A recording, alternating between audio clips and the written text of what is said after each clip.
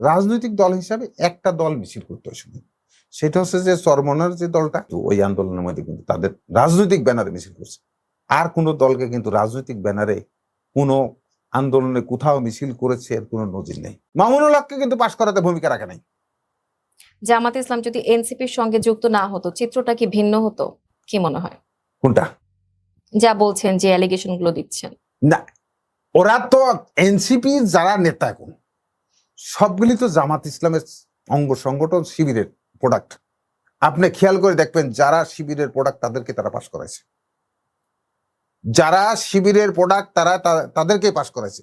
যারা শিবিরের প্রোডাক্ট না, সার্জিজ আলমকে কিন্তু পাশ করায় নাই, নাহিদকে পাশ করাইছে, ওই কি হাসনাত আবদুল্লাহকে পাশ করাইছে, হান্নান মাসুদকে পাশ করাইছে, আক্তারকে পাশ করাইছে। কিন্তু আরো যাদেরকে নমিনেশন ছিল তাদেরকে কিন্তু পাশ করাতে কিন্তু ভূমিকা রাখেনি, কারণ এরা অরিজিনাল শিবিরের প্রোডাক্ট।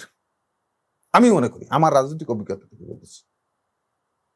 আজকে দেখেন মামুনুল হককে কিন্তু পাশ করাতে ভূমিকা রাখে নাই, কর্নেল অলিকে পাশ করাতে কিন্তু জামাত ভূমিকা রাখে নাই। মামুনুল হককে পাশ করাতে ভূমিকা রাখে, কিন্তু কর্নেল অলিকে ভূমিকা, কিন্তু এদেরকে পাশ করাতে ভূমিকা রাখছে, কারণ এরা তাদের প্রোডাক্ট। তাদের প্রোডাক্টের বাইরে ছদ্মবেশী তাদের প্রোডাক্ট, এবং প্রত্যেকটা রাজনৈতিক দলের মধ্যে তাদের ছদ্মবেশী প্রোডাক্ট আছে, আওয়ামী লীগের মধ্যে আছে। আর এখানে তো বাংলাদেশের রাজনীতিতে আর একটা কবর আওয়ামী লীগ রচনা করছে, বাংলাদেশকে আজকে জঙ্গি রাষ্ট্রে পরিণত করার জন্য। সে সর্বশেষ শেখ হাসিনার সিদ্ধান্ত জীবন আর একটা জীবনে বড় ভুল করছে, যে আওয়ামী লীগের সকল নেতাকর্মীদেরকে জামাতের পক্ষে ভোট দেওয়ার সিদ্ধান্ত দিয়ে, এবং তারা জামাতের পক্ষে ভোট দিয়েছে বিদায় কিন্তু জামাতের আজকে ভোটের পার্সেন্টেজ বাংলাদেশে এখনো 5-10% বেশি জামাতের ভোট নেই। আর রাজনৈতিক দল হিসাবে আমি বলি, জুলাই আন্দোলনের যেহেতু কথা, রাজনৈতিক দল হিসাবে একটা দল মিছিল করতে হয় সময়, সেটা হচ্ছে যে চরমনার যে দলটা, আপনি মনে পড়ে কিনা, তারা কিন্তু মাঝে মাঝে কিন্তু ওই আন্দোলনের মধ্যে কিন্তু তাদের রাজনৈতিক ব্যানারে মিছিল করছে। আর কোনো দলকে কিন্তু রাজনৈতিক ব্যানারে কোনো আন্দোলনে কোথাও মিছিল করেছে এর কোনো নজির নেই। এবং সারা বাংলাদেশেও আপনার পরোক্ষ প্রত্যক্ষ। বাট আমি আবারও বলি, এই টোটাল আন্দোলনের বিষয়ে তারেক রহমান প্রচন্ড সিরিয়াস ছিলেন, এবং উনি সর্বক্ষণিক 24 আওয়ার্স চেষ্টা করছে যেখানে যে অবস্থায় আপনাদের। কিন্তু বাস্তবতা আমি আবারও বলছি, এই আন্দোলনটা ছিল সমস্ত মানুষের অলৌকিক একটা আবেগের জায়গা। এই আবেগ আর সৃষ্টি হবে কিনা আমার জীবন দশায় আমি আর দেখতে, কারণ আমি দীর্ঘ 43-44 বছর রাজনৈতিক এরশাদ বিরোধী আন্দোলন দেখেছি, তখনও দেখছি। কিন্তু এই যে পরিমাণ মানুষের আবেগ সৃষ্টি হয়েছে, যে পরিমাণ মানুষ রাস্তায় নেমেছে, এই পরিমাণ মানুষ আর কখনো রাস্তায় নামবে বলে আমার কাছে মনে হয় না। আচ্ছা, আমি জুলাইয়ের প্রসঙ্গে একটু আগে আপনি একটা কথা বলেছেন, ওইটার রেশ ধরে একটা ছোট প্রশ্ন করব। বললেন যে শিবিরের আদর্শে বিশ্বাসী যারা, তাদেরকে আসলে জামায়াত ইসলাম হচ্ছে ইলেকশনে জিতিয়েছে কোনো না কোনো ভাবে।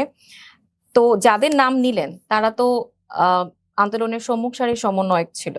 তাহলে কি আন্দোলনটার কোনো একটা মেটিকুলাস ডিজাইনের ব্যাকআপে জামাতে ইসলামের হাত ছিল বা ভূমিকা ছিল? আপনার জামাত ইসলামের, আমি তো বললাম যে জামাত ইসলাম কখনো কখনো অন্ধকারে চান্স নিতে চাই, কিন্তু বাস্তবতা হচ্ছে প্রথম আন্দোলনটা তো আসলে, আমি আবারও বলছি যে এটা একটা কোটার বিরুদ্ধে একটা মুভমেন্ট ছিল, চাকরির কোটার বিরুদ্ধে একটা মুভমেন্ট ছিল। কিন্তু বাস্তবতা হচ্ছে যে এরা হয়তো ছদ্মবেশী জামাত থাকতেই পারে, কিন্তু সামগ্রিক জামাতের কোনো ভূমিকা, তারা প্ল্যান মাফিক যে এদেরকে যে মাঠে নামাইছে, ভূমিকাটাকে কি আমরা ডিনাই করছি কিনা বা করছেন কিনা, যাদের নাম বললেন সম্মুখ সারি সমন্বয়ক? আমি প্রথম পর্যায়ে তাদের আন্দোলন পলিসিকে অবশ্যই শ্রদ্ধা করি।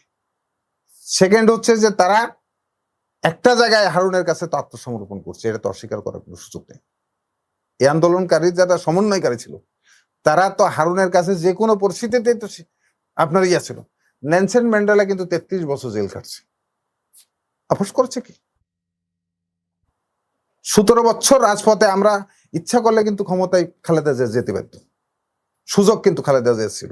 খালেদা জিয়া বিদেশে যায় কিন্তু আরামে থাকতে পারত, সেই সুযোগ কিন্তু খালেদা জিয়ার ছিল। কিন্তু খালেদা জিয়া কিন্তু সর্বশেষ নির্যাতিত নিপীড়িত হয় কিন্তু পৃথিবী থেকে বিদায় নিতে হয়েছে। আপোষ করে নাই, দেশও ছেড়ে পালা যায়নি। যখন আপনি, আমি রাজনৈতিক কর্মী হিসেবে আমি তো অনেকবার